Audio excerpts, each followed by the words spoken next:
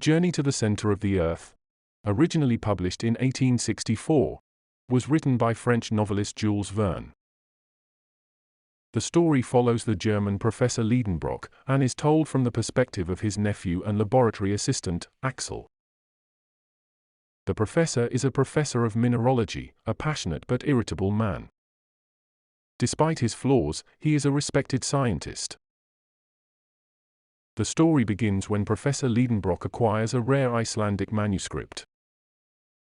When a dirty slip of parchment falls out, the professor becomes single-mindedly focused on deciphering the runic characters on it. He insists that Axel help him decode it.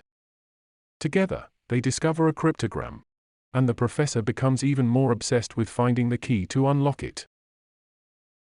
Axel solves the cipher almost by accident, discovering a message from 16th-century alchemist Arne Saknussemm, who claimed to have traveled to the center of the Earth, and left directions for others to follow. Professor Liedenbrock is ecstatic and begins planning an expedition at once, but Axel argues that it is too dangerous.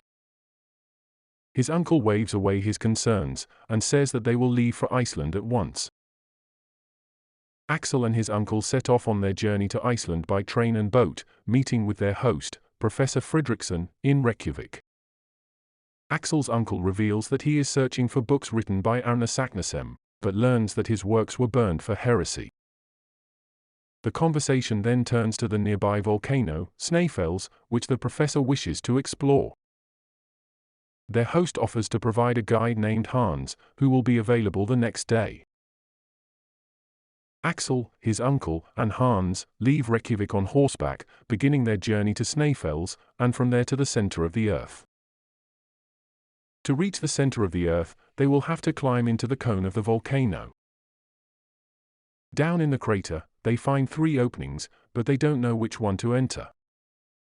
After a lot of frustration due to cloudy weather, they finally see the shadow of a mountain peak, the sign indicated by Saknussemm, on the last day of June. The shadow falls on the edge of the center opening, which according to the message left by Arne Saknussemm, points to the path to the center of the Earth. Axel, Hans, and Professor Liedenbrock begin their descent. At the bottom, they discover a passage which they decide to explore the following day. The next day, they slide down steep inclines and admire the beauty of the lava walls and crystal formations. Despite their descent into the Earth, the temperature only rises by a few degrees. As they stop to rest and eat, they realize that their water supply is running low, but the professor is sure that they will find more soon.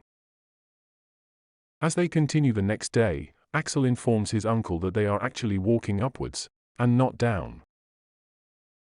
Professor Liedenbrock is stubborn and continues on, despite the threat of running out of water.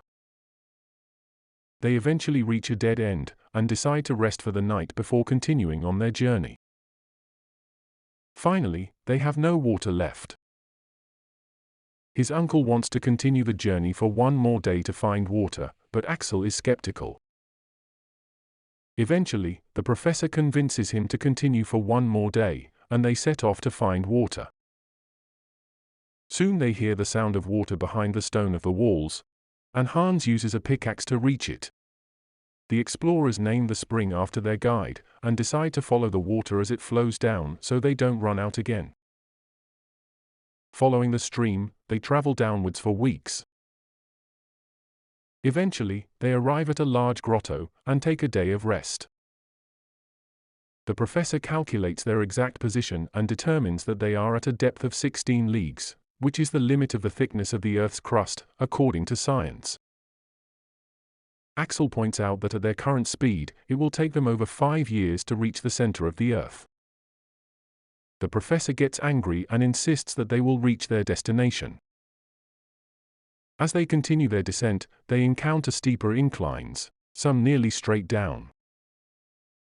Despite this, they continue to make progress, with Hans proving to be invaluable in navigating the treacherous terrain. As they reach a depth of 30 leagues, Axel becomes separated from his companions and becomes lost in the caverns. He attempts to retrace his steps, searching for the stream they have been following, but is horrified to find that the stream has disappeared, leaving him alone in the darkness. All seems lost until he hears the voices of his companions through the rock wall. They determine their distance from each other using chronometers, and discover they are separated by a distance of over 4 miles. The professor instructs Axel to continue moving downwards and sliding down the slope until he reaches their position, but Axel loses consciousness after a fall. After being unconscious for a long time, Axel wakes up to find himself in a charming grotto, with mysterious glimpses of light coming in through a narrow opening. He hears the murmuring of waves breaking upon a shore and the whistling of wind, and wonders if he is dreaming, or if they have returned to the surface of the earth. His uncle tells him that he fell down a shaft, and that they are still inside the earth. They have discovered a vast subterranean sea within an immense cavern. And Axel is amazed by the discovery of an ocean with tides, winds, and storms beneath the earth's crust. The sea is illuminated by a mysterious light, and shifting clouds hide the roof of the cavern. The shore is dotted with towering cliffs, waterfalls, and a forest of gigantic mushrooms. Axel also discovers the remains of extinct animals. As they explore, he wonders if there could be living creatures hiding nearby. The three of them set sail on a makeshift raft, equipped with a sail made from a blanket. As they venture farther away from the shore, they encounter vast stretches of seaweed, and catch fish that are unlike any living species, resembling instead extinct fossil fish. On their journey, they encounter prehistoric sea creatures, and they narrowly escape a dangerous battle between 2 aquatic monsters. Later, they face a violent storm which carries them along at an incalculable speed, possibly beneath the entire continent of Europe. The storm nearly kills them, and leaves them stranded apparently on the same shore where they began. Professor Liedenbrock is furious at the setback and determined to push forward, while Axel tries to reason with him, pointing out the dangers of continuing their journey on a makeshift raft. They explore their new surroundings and soon find themselves in a vast plain, filled with the bones of prehistoric creatures. The professor is ecstatic at this discovery, but the real shock comes when they stumble upon a perfectly preserved human body, surrounded by Stone Age tools and weapons. Axel and his uncle's subterranean journey continues as they discover a luminous forest, filled with prehistoric plant life, and a herd of living mastodons. They also encounter a giant who wields a staff, and appears to be watching over the mastodons. Despite their fear, they manage to escape, and find a Spanish dagger from the 16th century, which they speculate was left behind by explorer Arne Saknussemm. They find his initials carved into a granite slab near a tunnel that may lead further into the earth. They make their way to the tunnel entrance. There, they encounter a massive blockage that they believe was not present during Saknussemm's journey and decide to blast it with gunpowder. The blast opens up a large gulf, causing them to be carried away by a fast-moving stream of water and lose most of their supplies. They become trapped in a tunnel that is rapidly filling with water and begin to fear being burned alive or crushed by the pressure of the water. The professor remains calm, but Axel becomes increasingly convinced that a catastrophic event is imminent, especially after realizing that the compass is malfunctioning. The group continues to ascend through the tunnel, experiencing intense heat, sulfuric flames, and eruptions, but Professor Liedenbrock believes they are inside an active volcano, which he says may return them to the surface of the Earth. Finally, they emerge from a volcanic crater in a blast similar to being blown out of a cannon, and find themselves on a mountain in Italy. They make their way to the nearby port of Stromboli, where they pose as shipwrecked sailors. After being rescued, Axel and his uncle return to Hamburg, where they are celebrated as heroes.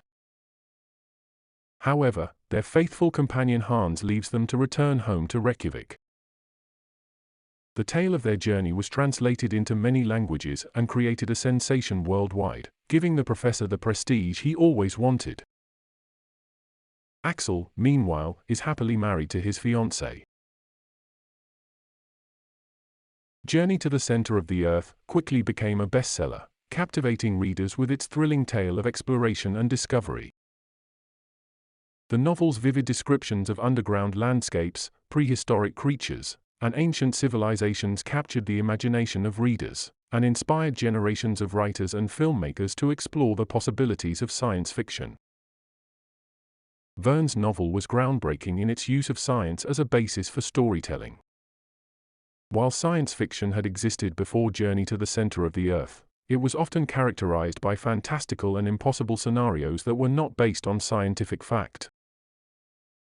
Verne's approach was to use scientific theories and knowledge to create a believable and plausible narrative. The use of science to drive the plot of a work of fiction was a significant departure from the norm. The success of Journey to the Center of the Earth paved the way for the development of science fiction as a genre. It inspired a new generation of writers to explore the possibilities of science and technology in their work, and it helped to establish science fiction as a legitimate form of literature. If you enjoyed this video, please like and subscribe to my channel so that you won't miss a thing. There's more fascinating content coming your way all the time. Thank you.